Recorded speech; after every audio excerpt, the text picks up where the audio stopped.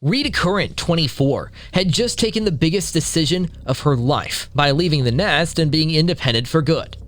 Rita will regrettably experience the unthinkable in July of 1971. Who would want to harm a kind second-grade teacher, and what would it take for the case to finally be solved? Welcome back to our channel where we discuss the twisted instances happening today throughout the world. We're going to look at the oldest cold case in Burlington history that was solved after 52 years. But first, if you haven't already subscribed to our channel, please do so and click the bell symbol to get the most recent updates. Without further ado, let's dive right into this mystery. Our story takes place in Burlington, Vermont, which is only 45 miles from the U.S. Canada border. Residents of Burlington perceive it as a peaceful and charming city. Burlington was a popular destination for college students from the nearby University of Vermont in the 1970s because it was regarded as the ideal spot to settle down. Thomas and Mary Curran welcomed Rita Patricia Curran into the world on June 21, 1947 in Brooklyn, New York. Rita was the oldest of the Currans' 4 children. Rita Curran had just left her parents' house for the first time to live with 3 other housemates she didn't know well in an apartment on Brooks Avenue in Burlington, Vermont. In addition to beginning graduate courses at the University of Vermont, Curran also began working as a maid at a nearby motel. On June 21, 1971, Rita turned 24. She frequently traveled between Milton and Burlington and still had strong ties to her family. But tragedy struck just weeks after she moved into her new home on July 19, 1971. Rita awoke early and went about her day as usual, working and attending choir practice. Rita arrived at 17 Brooks Avenue and got ready for bed. Rita's roommates, Beverly and Carrie, returned to their shared apartment after an evening of socializing. Rita was not particularly close to her roommates, but the women were said to be cordial to one another. Because the apartment only had 2 bedrooms, Beverly and Rita had to share a room. When Beverly and Carrie got home, they went to the living room to continue the celebrations. They thought Rita was sleeping because Rita's bedroom door was slightly open, so they spoke softly and made sure the music was playing. From about 1 in the morning to 1 in the morning, Beverly, Carrie, and Carrie's boyfriend conversed in the living room. To avoid making a loud noise, Beverly opened the door to the bedroom she shared with Rita cautiously before entering. When the door opened, she witnessed a gruesome sight that was lighted by moonlight. Rita's bloodied and mutilated body was found just behind the bedroom door. She had been brutally attacked and left to die in a pool of her own blood. Some of her curlers were still neatly tied in her hair, while others were strewn around the room and pieces of her clothing had been pulled off. With the visions of Rita's battered body indelibly ingrained in their minds, Carrie and Paul gasped at what they saw. Rita was already turning cold when Paul hurried up to her and attempted to revive her. However, there was no pulse. Beverly and Carrie fumbled for the phone, hands trembling as they hovered over the 911 buttons. Moments later, the Burlington Police Department received a call that would change their lives.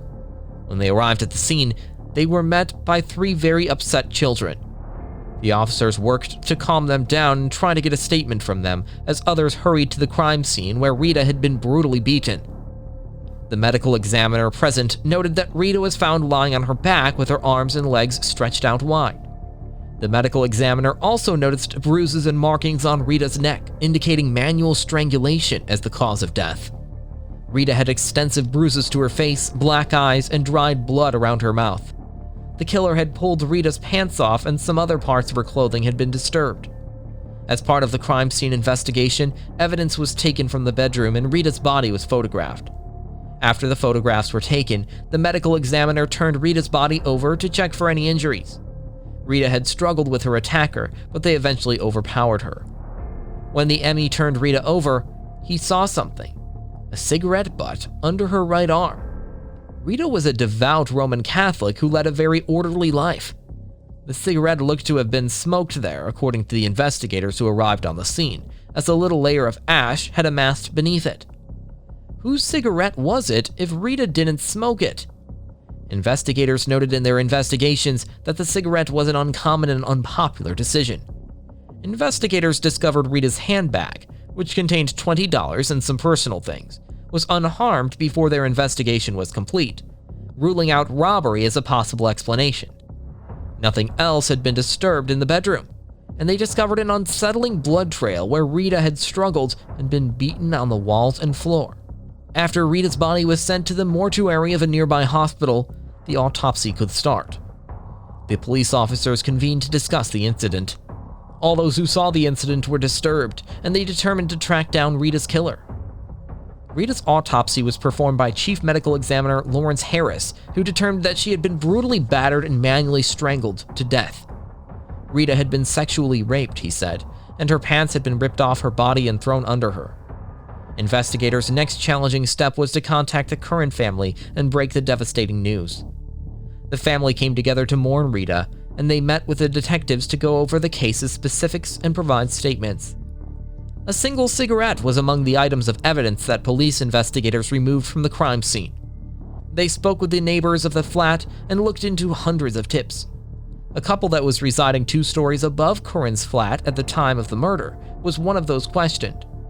The husband, William DeRoos, who had a criminal past, said that he and his wife, Michelle DeRoos, had been in the flat all night and had not heard or seen anything, a claim that was supported by both of them. The cops eventually failed to locate a suspect. The Elizabeth Lund home for unwed mothers, where serial killer Ted Bundy was born, was located close to the motel where Curran worked. Former FBI agent John Bassett suggested him as a suspect because of similarities to well-known Bundy crime scenes. Curran's sister sent a telegram to Florida's death row, where Bundy was being housed, asking about Bundy's potential guilt. The FBI responded by telling her that Bundy had declined to admit or deny his guilt. There wasn't any solid proof that Bundy was in Burlington on that day. When Bundy was questioned by Detective Robert D. Keppel, he admitted that he had killed a young woman in Burlington in 1971 while seeking information about his birth.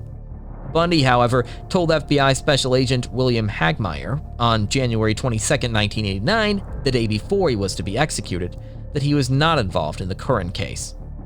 The careful collection and preservation of items uncovered at the crime site was a key element in the case's eventual resolution.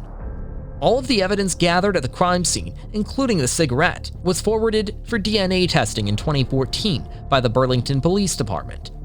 The Burlington Police Department never stopped seeking justice for the victim's family, according to Acting Police Chief John Murrett. The tests did provide a DNA sample of the cigarette smoker, but it didn't match any DNA in databases assembled by law enforcement organizations across the nation, presumably because the smoker hadn't been convicted of a crime. A fresh squad of investigators took up the investigation in 2019. Police will treat the crime as if it had just been committed, according to Detective Lieutenant James Treat, who assembled a team of detectives and subject matter experts to review and discuss it. The researchers started re-examining the data and sent the cigarette butt for DNA testing using genetic genealogy, a technique that employs genealogical DNA tests in conjunction with conventional genealogical methods to determine genetic links between people. An outside genetic ancestry specialist then came to the conclusion that William DeRoos's family were strongly associated with the cigarette DNA. DeRoos was the neighbor of the victim's flat, who had been questioned by police and provided an alibi. The fact that DeRoos's live half-brother voluntarily supplied a DNA sample to investigators helped them confirm that the cigarette DNA belonged to DeRoos. Last but not least, the DNA found on Curran's torn housecoat matched that found on the cigarette butt. DeRoos's ex-wife, who had relocated to Eugene, Oregon, and adopted a new name, admitted to lying to police when they questioned her about her husband spending the night with her in their flat. Detective Thomas Chenette stated that he didn't think she was aware that her husband had murdered Curran, but was instead shielding him because they had only recently wed and were obviously in love. It was proven that DeRoos, a smoker, had argued with his wife on the evening of July 20 and had then gone for a stroll to cool off.